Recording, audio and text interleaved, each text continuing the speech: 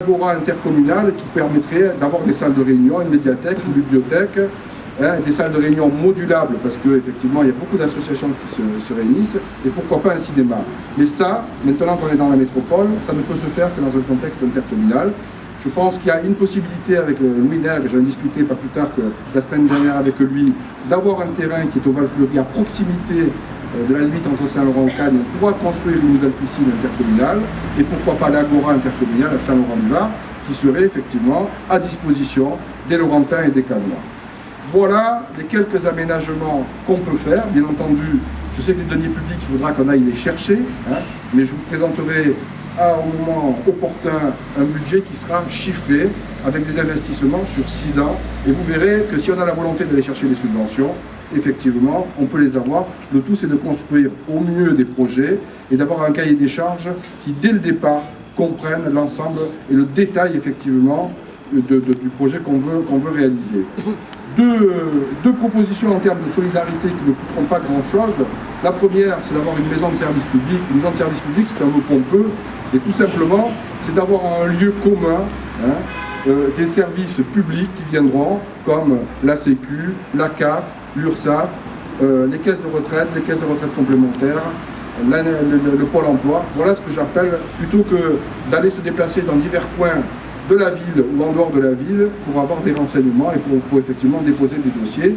Et puis, au regard du tissu associatif qui est très important sur Saint-Laurent-du-Var, il est important de créer une maison des services, une maison des associations.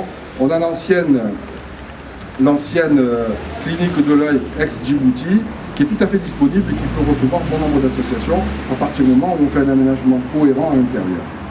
Je souhaiterais également, ça fait partie des 6 priorités que je vais définir aujourd'hui, et bien entendu dans le programme il y en aura d'autres, que notre ville soit une ville accessible aux personnes handicapées et aux personnes à mobilité réduite. Pour moi, c'est très important, et d'ailleurs c'est une obligation maintenant de par la loi.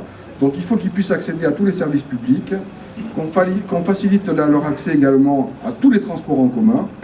Et une idée qui me semble novatrice, c'est que chaque fois qu'on fera des logements sociaux, s'ils le demandent bien évidemment, on puisse réserver les rez-de-chaussée, effectivement, aux gens à mobilité réduite. Cette démarche sera une priorité dans l'exercice de mon mandat de maire. Alors ces projets, comme je vous l'ai dit, effectivement, il faudra aller chercher des subventions. Ces subventions, elles peuvent émaner du Conseil général, elles peuvent émaner du Conseil régional, et beaucoup de subventions du Conseil régional que je porte sont au service de la ville de Saint-Laurent, de la métropole du Côte d'Azur, puisque le problème de solidarité doit s'exercer sur l'ensemble du territoire de la métropole et pas uniquement sur Nice. On a encore dépensé 40 millions pour la coulée verte. Merci pour les Laurentins. Et enfin, des fonds structurels européens, où à Saint-Laurent-du-Var, on n'a jamais été en capacité de monter un dossier pour obtenir un fonds structurel européen. Pourquoi? Parce qu'on n'a pas la volonté de monter ces dossiers et de surtout les suivre. C'est ça l'important. Donc tout ce que je vous ai proposé aujourd'hui et le détail de ce que je vous proposerai tout au long de la campagne, c'est possible et je chiffrerai le coût de ces investissements. Mes chers amis, j'en arrive au terme de mon propos et je voudrais vous dire que dans la vie, il n'y a pas de fatalité. La victoire à Saint-Laurent, elle est possible pour diverses raisons. La première, c'est que la droite laurentine est divisée, qu'il existe une telle haine entre eux qu'ils ne pourront pas se réconcilier au second tour. Que nous serons la seule liste à avoir un projet cohérent, réaliste et chiffré.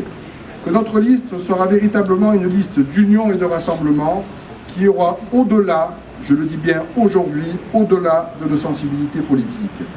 Elle sera composée de républicains et de démocrates, de la société civile, mais aussi de sensibilités différentes et qui partageront pour nous notre projet de Saint-Laurent-du-Var. Et dès aujourd'hui, j'en appelle à un large rassemblement républicain au second tour, autour de moi, pour changer de majorité et battre le Front National et le maire sortant.